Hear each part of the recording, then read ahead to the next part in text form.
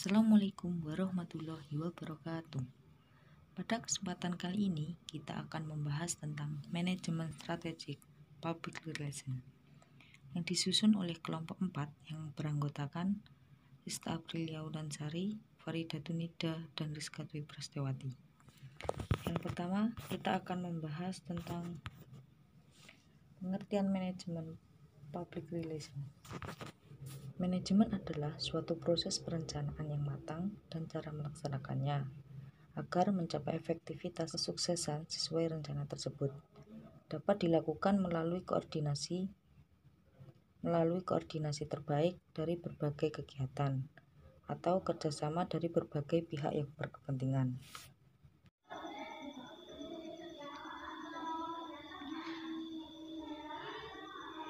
Baik, selanjutnya public relation sangat dibutuhkan dalam sebuah organisasi. Jadi dalam sebuah organisasi, karena public relation merupakan fungsi manajemen yang mengidentifikasi, membangun, dan mempertahankan hubungan yang saling menguntungkan antara organisasi dengan berbagai publik yang menjadi penentu kesuksesan dan kegagalannya. Public relation membantu suatu organisasi dan publiknya untuk saling beradaptasi satu sama lain. Public relation membantu organisasi berinteraksi dan berkomunikasi secara efektif dengan publik utama mereka. Public relation merupakan mediator yang berada antara pimpinan organisasi dengan publiknya, baik dalam upaya membina hubungan masyarakat internal maupun eksternal. Sebagai publik, mereka berhak mengetahui rencana kebijaksanaan, aktivitas, program, kerja, dan rencana-rencana usaha suatu organisasi atau perusahaan berdasarkan keadaan, harapan-harapan, dan sesuai dengan keinginan publik sasarannya.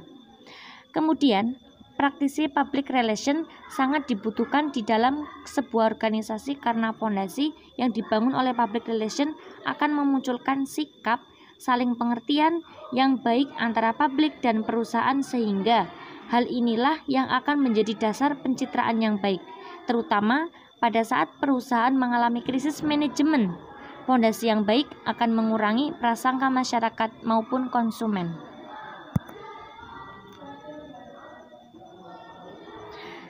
Kemudian di sini ada prinsip-prinsip manajemen. Jadi yang dicontohkan di sini ada 10 prinsip. Yang pertama itu planning, yang kedua organizing, yang ketiga actuating, yang keempat motivating, yang kelima staffing, yang keenam directing, yang ketujuh controlling, yang kedelapan innovating, yang kesembilan representing, dan yang terakhir coordinating. Baik, saya di sini akan menjelaskan yang pertama tentang planning. Planning atau perencanaan adalah menetapkan pekerjaan yang harus dilaksanakan oleh kelompok untuk mencapai yang bertujuan digariskan. Planning mencangkup kegiatan pengambilan keputusan karena termasuk pemilihan alternatif keputusan. Diperlukan kemudian untuk mengadakan visualisasi dan melihat ke depan guna merumuskan suatu pola dari himpunan tindakan untuk masa mendatang. Kemudian, planning meliputi penetapan tujuan dan standar, penentuan aturan dan prosedur, pembuatan rencana serta ramalan atau prediksi apa yang akan terjadi, penyusunan suatu program acara atau event atau agenda setting dan program kerja humas. Penyusunan tersebut berdasarkan data dan fakta di lapangan, kebijakan, prosedur, tema, dan kemampuan dana serta dukungan dari pihak terkait. Kemudian, planning yang efektif didasarkan pada fakta dan informasi, bukan atas dasar emosi atau keinginan.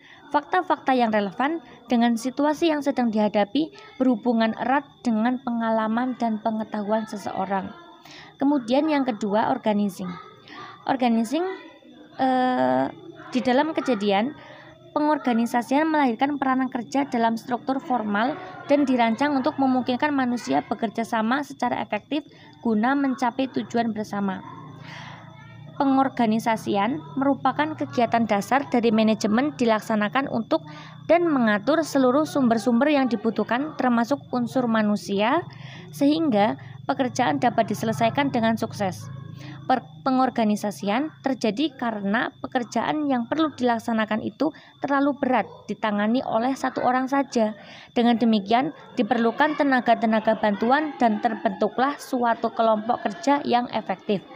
Kemudian yang ketiga, actuating mencakup kegiatan yang berupa mengawali dan melanjutkan kegiatan yang ditetapkan oleh unsur perencanaan dan pengorganisasian agar tujuan-tujuan dapat tercapai. Perencanaan dan pengorganisasian yang baik kurang berarti bila tidak diikuti dengan pelaksanaan kerja. Untuk itu, maka dibutuhkan kerja keras, kerja cerdas, dan kerjasama.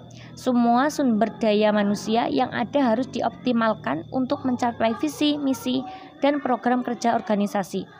Pelaksanaan kerja harus sejalan dengan rencana kerja yang telah disusun, kecuali memang adalah hal khusus sehingga perlu dilakukan penyesuaian. Setiap individu harus bekerja sesuai dengan tugas, fungsi, perannya, dan masing-masing. Kemudian yang keempat, motivating. Beberapa pihak ada yang menganggap arti dari kata actuating dan motivating memiliki arti yang lebih condong kepada prasarana yang terdorong dari hati sanubari manusia dibandingkan dengan actuating, yaitu sebagai konotasi emosional dan irasional daripada kata motivating. Actuating bersifat motivasional dan mencakup lebih banyak formulasi formal dan rasional. Selanjutnya, staffing mencakup mendapatkan, menempatkan, dan mempertahankan anggota pada posisi yang dibutuhkan oleh pekerja organisasi yang bersangkutan. Kebutuhan pegawai ditetapkan calon-calon untuk menempati posisi-posisi direktur yang dipilih. Petugas-petugasnya diberi penghargaan dan dikembangkan. Dititik beratkan kepada arti penting dan mutu manajer di dalam cakrawala manajemen. Selanjutnya, directing merupakan pengarahan yang diberikan kepada bawahan sehingga mereka menjadi pegawai yang berpengetahuan dan akan bekerja secara efektif menuju sasaran yang telah ditetapkan oleh perusahaan. Directing juga mencakup kegiatan yang dirancang untuk memberi orientasi kepada pegawai, seperti misalnya menyediakan informasi tentang hubungan antar bagian, kemudian antar pribadi, dan tentang sejarah, kebijakan, dan tujuan dari perusahaan. Kemudian yang ketujuh ada controlling. Kelanjutan tugas untuk melihat apakah kegiatan-kegiatan dilaksanakan sesuai rencana, pelaksanaan kegiatan dievaluasi, dan penyimpangan-penyimpangan yang tidak diinginkan diperbaiki supaya tujuan-tujuan dapat tercapai dengan baik. Ada berbagai cara untuk mengadakan perbaikan, termasuk merubah rencana dan bahkan tujuannya, mengatur kembali tugas-tugas atau sebuah wewenang. Kemudian mengendalikan ialah penilaian mencakup usaha-usaha mengendalikan, yakni mengevaluasi pelaksanaan kegiatan dan bila perlu memperbaiki kegiatan-kegiatan yang telah dilaksanakan untuk mendapatkan kepastian mencapai hasil yang direncanakan. Mengendalikan ialah suatu usaha untuk meneliti kegiatan-kegiatan yang telah dan akan dilaksanakan. Pengendalian berorientasi pada objek yang dituju dan merupakan alat untuk menyuruh orang-orang bekerja menuju sasaran yang ingin dicapai.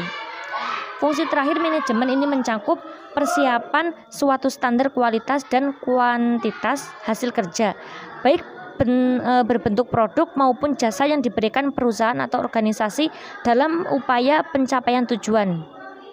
Kemudian, innovating, pengembangan gagasan baru, mengkombinasikan pemikiran baru dengan yang lama, mencari gagasan-gagasan dari kegiatan lain dan melaksanakannya, atau dapat juga dilakukan dengan cara memberi stimulasi kepada rekan-rekan kerja untuk mengembangkan gagasan-gagasan baru di dalam pekerjaan mereka. Kemudian, representing mencakup melaksanakan tugas pegawai sebagai anggota resmi dari sebuah perusahaan dalam urusannya dengan pihak pemerintah maupun swasta. Penampilan kadang-kadang harus dilakukan dengan negosiasi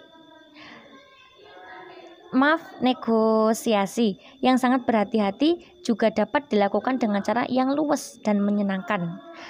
Adapun yang terakhir, coordinating merupakan sinkronisasi yang teratur dari usaha-usaha individu yang berhubungan dengan jumlah, waktu, dan tujuan mereka, sehingga dapat diambil tindakan yang serempak menuju sasaran yang telah ditetapkan. Kemudian selanjutnya poin manajemen sebagai ilmu dan seni.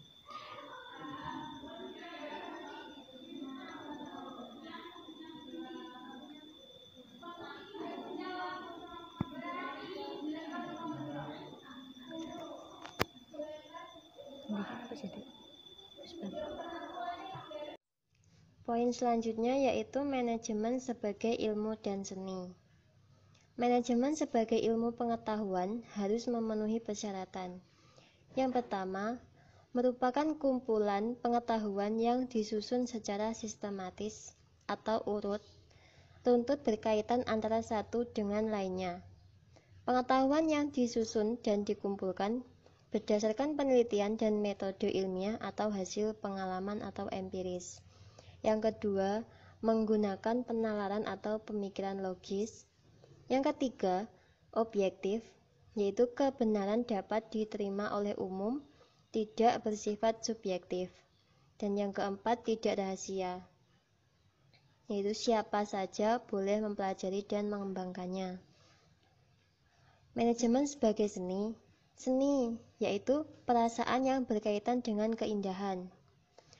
Seseorang yang terjun dalam manajemen harus berjiwa seni, yaitu pada diri seseorang terdapat suatu kekuatan pribadi yang kreatif ditambah keterampilan dalam melaksanakan pekerjaan. Dapat disimpulkan, sebagai ilmu pengetahuan, manajemen bersifat universal dan sistematis dalam arti mencakup berbagai kaidah dan prinsip dan konsepsi. Dan sebagai seni, manajemen merupakan seni mengelola dan memimpin sekelompok orang atau tim dalam suatu organisasi.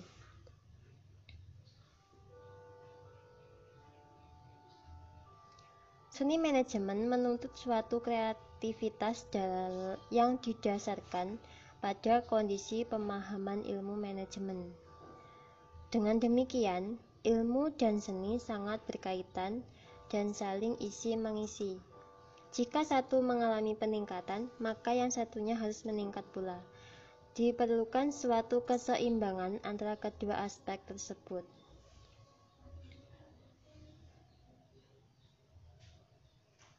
Sekian presentasi dari kami, ada kurangnya mohon maaf. Wassalamualaikum warahmatullahi wabarakatuh.